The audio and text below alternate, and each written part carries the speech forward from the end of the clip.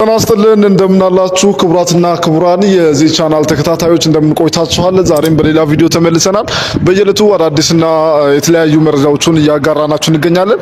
ለወደፊቱም እያጋራናችሁ እንቀጥል ይሆናል። ሪል ስቴት ከሚያስገነባቸው ትላልቅ ከ6 በላይ ሳይቶች መካከል ዋነኛውና ትልቁ በሆነው ሲኤምሲ ሚካኤል በሚገኘው ሳይቱ ላይ እንገኛለን። እስካሁን ባለው እንግዲህ ፕሌክስ ወይም G+1 የቤት መረጃ እንዲሁም የተለያዩ መረጃዎችን የባለ ቅናሾችን ስናስተላልፍላችሁ ነበር። የባለ ቅናሹ አሁንም ድረስ እንደተጠበቀ ነው። ዛሬ ደግሞ የሱቅ መረጃ ልናጋራችሁ ነው የመጣ ነው። የሱቅ መረጃ እንግዲህ ልናጋራችሁ ያሰብነው ብዙዎቻችሁ በስልክ የምትደውሉ ደንበኞቻችን በኮሜንትም የተለያዩ ቦታዎች ላይ እንግዲህ ሱቁ እንዴት ነው አለቀ ወይ ሱቃችሁ ምን ላይ ደረሰ ስትሉ ነበራችሁ። ጂፕሰም ተቀብቶ ሙሉ በሙሉ አሪፍ ሆኖ ያው ዝግጁ ሆኗል ማለት ነው። እናንተን ነው የምንጠብቀው። ያው እንደሚታወቀው ሽያጭ የጀመረው ትንሽ ቆይት ብሏል። ሪል ስቴት ሱቆቹን በጣም ብዙ ሱቆች ተሽጠዋል፣ ሊያልቁ ነው ማለት ይቻላል። ጥቂት ሱቆች ብቻ ናቸው የቀሩት። ከነሱ መካከል እንግዲህ ከ20 ካሬ ጀምሮ እስከ 300 ካሬ ድረስ አሉ ማለት ነው። እጅግ በጣም የሚገርም ነው። በጣም ትንሽ ብር ነው ብታከራዩ የምታተርፉበት፣ ብትነግሩ ደግሞ የምታተርፉበት፣ የበለጠ ሞር ደግሞ እንሽጥ ብትሉ የበለጠ 3-4 እጥፍ አትርፋችሁ የምትሸጡበት ቦታ ነው። ለምን ብትሉኝ መሀል ሲኤምሲ ነው ቦታው። በጣም ለሁሉ ነገሮች አክሰስ ነው። በላይ በኩል በወሰን መስመር ታክሲ መቆሚያ፣ የባስ መቆሚያ፣ የሁሉም ነገር ስቴሽን አለው ማለት ነውና ከዛ ደግሞ በቀኝ በኩል መገናኛ ወደ አያት የሚሄድ ባቡር አለ፣ ታክሲ አለ፣ ባስ አለ። በግራ በኩል ደግሞ ከመገናኛ ወደ ጣፎ፣ ወደ ካባዶ፣ ወደ ካራ የሚባሉ ሰፈሮች የሚሄድ ባስ አለ፣ ታክሲ አለ። በዚህኛው በጎን ሳይድ ደግሞ ከፊጋ ወደ መሳለሚያ የሚሄድ ታክሲ አለ፣ ባስ አለ፣ ሁሉም ነገር አለ። ይሄ አይደለም የሚገርመው። እዚህ ኮምፓውንድ ውስጥ ደግሞ 135 ካሬ ላይ ነው ያረፈው ግንባታው። በጣም ብዙ ነዋሪ ነው የሚኖረው። ትላልቅ የመንግስት ባለስልጣናት አሉ። ትላልቅ አርቲስቶች ቤት ገዝተዋል። ትላልቅ ደግሞ ዲያስፖራዎች ቤት ገዝተዋል። ነዋሪዎች እዚህ ሀገር ውስጥ ያሉ ነዋሪዎችም ብዙዎች ናቸው እዚህ ላይ ቤት የገዙት ማለት ነውና በጣም ብዙ ከ10 ሺህ በላይ አባወራ ነው የሚኖርበት። ሚስቱ ጋር ሲሆን ወደ 20 ምናምን ሺህ፣ ሰራተኛው ጋር ሲሆን ልጆቹ ጋር ሲሆን በጣም ግዙፍ ሰው ነው የሚኖርበትና በዚህ ሳይት ላይ እንግዲህ ሱቅ ያዛችሁ ማለት የትኛውንም አይነት ቢዝነስ ብትጀምሩ ታተርፉበታላችሁ።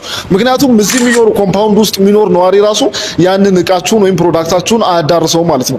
ከሱ በተጨማሪ ደግሞ ውጭ ላይ ያለ ከስተመርም አለ፣ እሱም ይመጣል። ከሱ ውጭ ግን እሱን ኤክስፔክት ባታደርጉ ራሱ ኮምፓውንድ ውስጥ ያለ ነዋሪ በጣም ብዙ ስለሆነ ራሳቸው ናቸው የሚሸምቷችሁና ያንን ነገር ታሳቢ በማድረግ እንዴ በጣም ትልቅ እድል ነው። ይሄ እድል ደግሞ ድጋሚ ላታገኙት የምትችሉት ነው። ለምን ብትሉ ለበዓል ተብሎ የወጣ ዲስካውንት ነው ይሄና ይሄንን እድል እንድትጠቀሙ እናሳስባለን። የበለጠ መረጃ ለማግኘት ሳይቱን ደግሞ መታችሁ በአካል ለመጎብኘት በስር በሚሄድላችሁ ስልክ ቁጥር ደውላችሁ በየትኛውም ሰዓት ልታገኙ ትችላላችሁ። ከዚህ በተጨማሪ ደግሞ ትላልቅ ሱቆችም አሉ። ለሆቴሎች፣ ለባር፣ ለሬስቶራንት እንዲሁም ለሲኒማ ቤቶች የሚሆኑ እስከ 300 ካሬ ድረስ ሱቆች አሉ።